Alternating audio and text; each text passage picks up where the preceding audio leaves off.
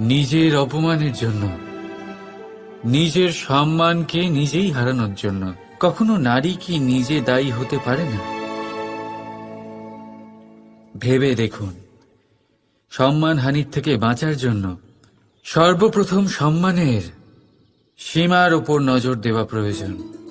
রাবণ সীতার হরণ এই জন্যই করতে পেরেছিলেন কারণ সীতা নিজের বোকামোর জন্য রাবণের সেই সীমা উল্লঙ্ঘন করা সহজ করে দিয়েছিলেন। কিন্তু অশোক বাটিকাতে সেই সীতাকেই রাবণ স্পর্শ পর্যন্ত করতে পারেননি, কারণ সে রাবণ আর তার মাঝখানে ঘাস দিয়ে একটা ছোট রেখা বানিয়ে দিয়েছিলেন।